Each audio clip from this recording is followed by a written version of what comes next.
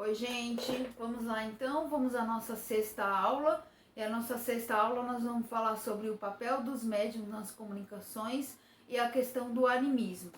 Então, para que serve uma comunicação? Muita gente pode estar me perguntando assim: mas para que tem que dar comunicação? Por que o espírito tem que se comunicar? Por que o espírito tem que falar? Primeiro, que serve como aprendizado para o desencarnado, para o espírito. Como eu disse já uma vez, o espírito, aquele que está desencarnado, ele precisa sentir a energia de alguém encarnado. Então, para ele é reconfortante. É como se a espiritualidade trouxesse ele para um lugar mais confortável, para que ele entenda aquilo que ele está vivendo. Então, quando ele se aproxima de nós, faz a ligação por nós, ele entende que é alguém parecido com ele, que já viveu como ele, que já esteve encarnado como ele, e ele sente a energia da Terra, sente a energia do encarnado e ele se sente mais confortável. E naquele momento ele pode ser esclarecido. E serve como aprendizado para nós, né? Toda vez que nós presenciamos uma comunicação, muitas vezes situações que os espíritos estão relatando também fazem parte da nossa vida. E é como se caísse a nossa ficha e a gente falasse assim: puxa vida, né? Eu acho que preciso melhorar nisso. Eu acho que eu preciso corrigir isso, senão eu vou ficar igual a ele. Senão eu vou ficar parecido com ele. Então, nós temos contato com situações que nós não gostaríamos de viver. Situações que nós não gostaríamos de estar lá. Então, a gente começa a mudar a nossa percepção de vida. Então, é para isso que serve uma comunicação. Serve também para limpar o nosso campo energético. Quando a gente dá uma comunicação, nós limpamos a nossa energia.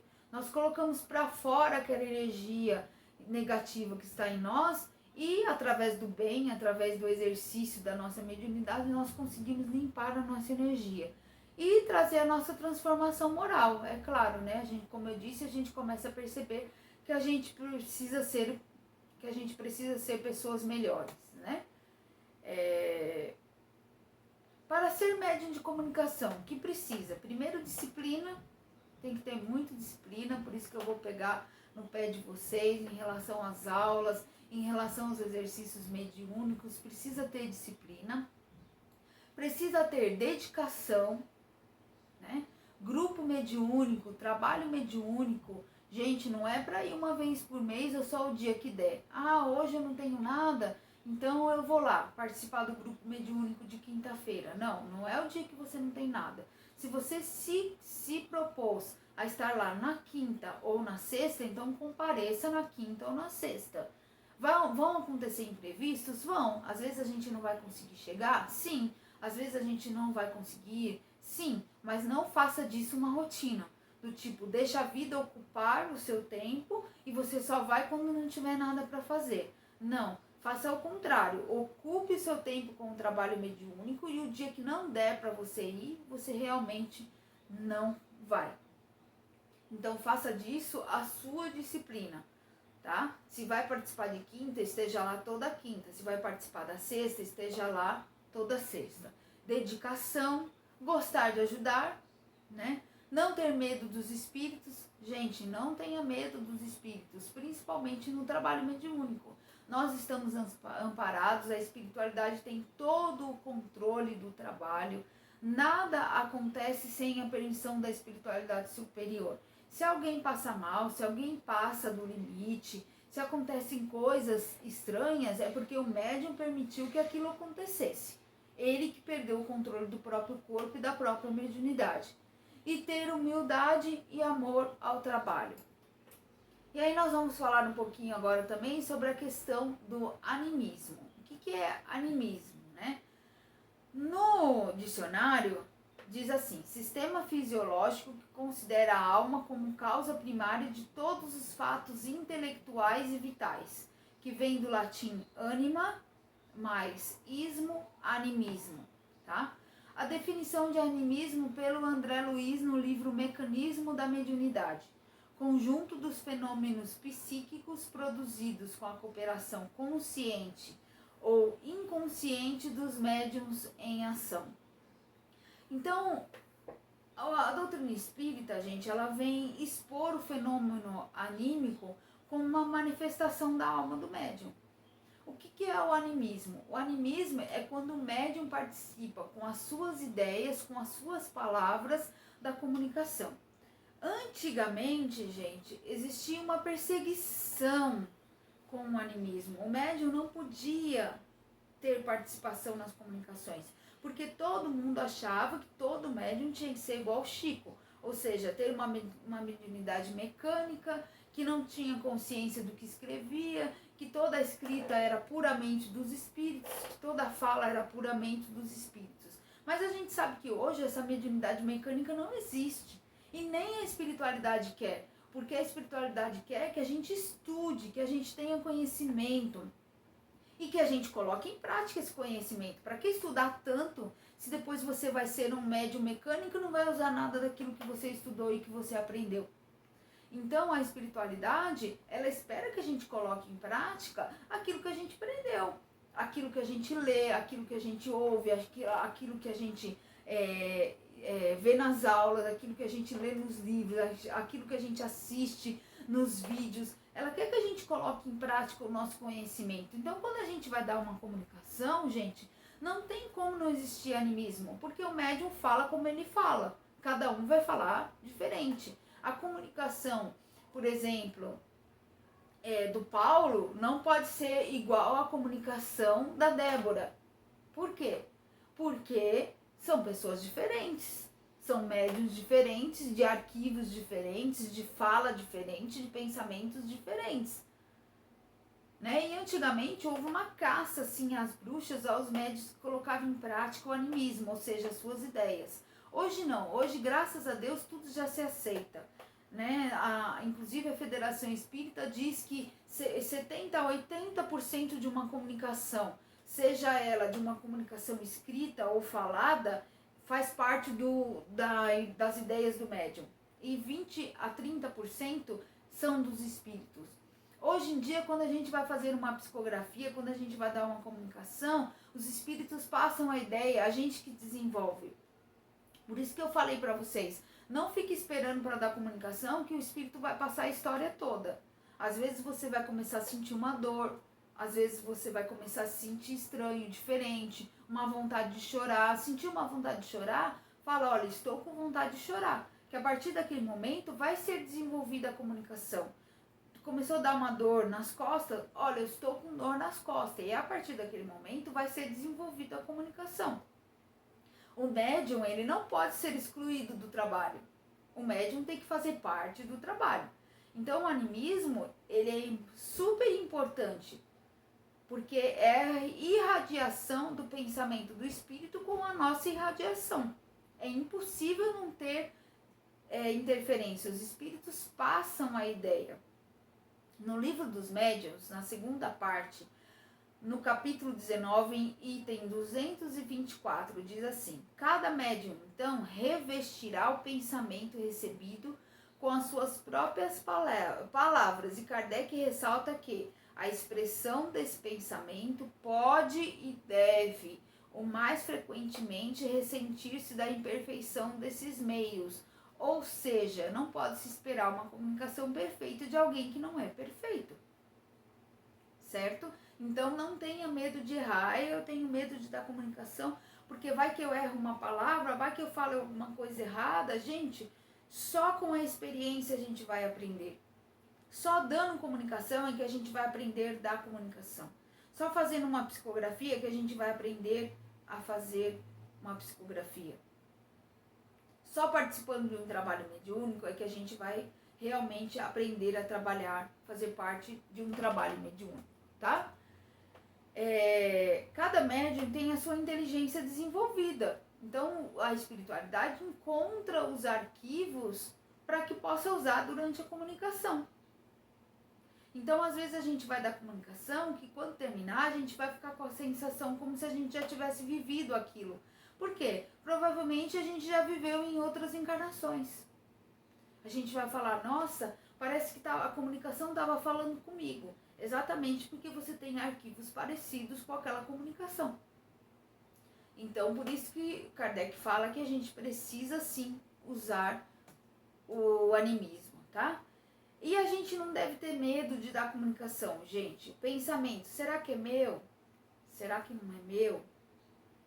Aí a gente fica inseguro em dar comunicação, em ser coisa da nossa cabeça. Não é, gente. Lembra sempre, sempre será da nossa cabeça. A comunicação não vai sair de outro local que não seja do nosso mental. E sempre vai ser usada a maneira de passar a comunicação que é nossa. Então, cada médium vai falar de um jeito apropriado, de acordo com a sua maneira de falar e a sua maneira de pensar. E os seus arquivos, tá? Quanto à diferenciação entre o pensamento do médium e do espírito comunicante, Kardec diz: a distinção de fato é às vezes bastante difícil de se fazer, mas pode ser que isso pouco importe, que continue, pois, e a dúvida se dissipará com a experiência. Ou seja, não faça comparação. O fulano dá comunicação assim, mas eu não consigo dar comunicação igual ele. Às vezes, por exemplo, eu vou dar uma comunicação, aí eu tenho mais experiência, que afinal de contas eu já trabalho com comunicação há mais de 20 anos. Aí vocês vão olhar uma comunicação que eu dei e vai falar assim: não, mas eu não consigo dar comunicação igual a Luciana, então eu não vou dar.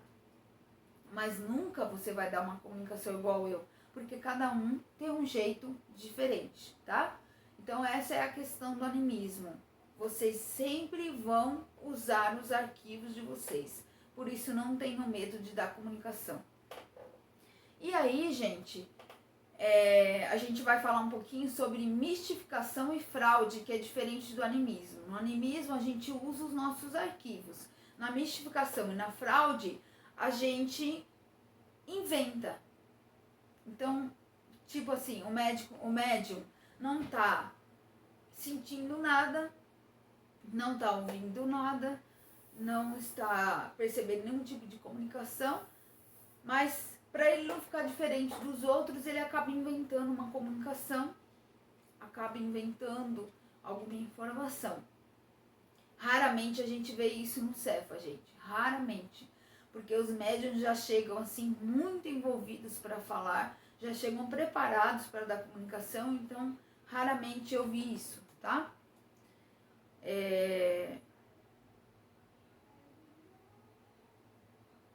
O Kardec, ele fala assim, que a mistificação, ela acontece na mediunidade porque as pessoas ainda acreditam que é um fenômeno, uma grande magia, um feito extraordinário, mas na verdade todos nós somos médiums e isso torna-se um fator comum, tá? A ligação comum do espiritual é um fator normal em nossas vidas. E existe a xenoglossia. O que é a xenoglossia? É o ato de os espíritos falarem várias línguas, que é a mediunidade poliglota. Também nunca vi, gente, no médium, lá no Cefa, tá? Nunca vi também o médium começar a falar outras línguas, também nunca vi. E só pra gente terminar, que essa aula ela não é muito comprida, todos nós como seres encarnados temos dúvidas, problemas, desafios a ser superado. Nós não podemos deixar que isso atrapalhe a nossa tarefa mediúnica. Lembre-se sempre, todos nós temos imperfeições. Se a gente for esperar ser perfeito para poder trabalhar a nossa mediunidade, nós não vamos trabalhar nessa encarnação, porque ainda falta muito para a gente ser perfeito. A gente está tentando, a gente está fazendo a nossa transformação moral, mas a gente precisa praticar a nossa mediunidade mesmo sendo imperfeitos, tá? E o Kardec também fala, a gente vai falar um pouquinho para a gente encerrar, sobre os perigos do médium não disciplinado, ou seja, os inconvenientes e perigos da mediunidade. A mediunidade pode ser suspensa? Sim. O médium pode perder a mediunidade? Eu não digo pode perder, mas ela pode ser suspensa. Quando que pode ser suspensa? Quando o médium usa a mediunidade de forma incorreta. Quando ele usa para ganhar dinheiro, quando ele usa para enganar as pessoas, quando ele usa para falar coisas que não deve, quando ele usa para prejudicar os outros, aí ele pode perder a mediunidade. Como que é essa perda da mediunidade? Ou seja, os espíritos não usam mais o médium como médium. Simplesmente os espíritos se afastam e o médium começa a agir por ele mesmo. Ele começa a falar coisas que ele acha que é do espírito, mas não é, porque a espiritualidade já se afastou. Ele começa a ver coisas, criar coisas na cabeça dele achando que é espíritos, mas não é, porque a evidência dele não está ativa. Ou seja, ele começa a fazer coisas dentro da mediunidade que ele não está mais apto porque foi suspensa a mediunidade. Pode voltar a mediunidade? Pode, se o médium perceber que ele está errado e pedir ajuda e pedir tratamento, tá? Deixa eu ver mais aqui.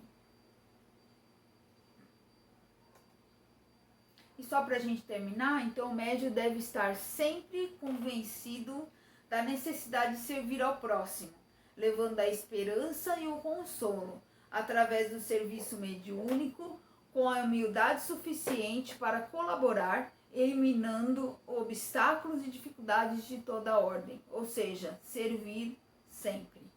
Então essa foi a aula, essa aula era bem curtinha e se a gente não voltar, eu gravo as próximas, tá bom? Beijo!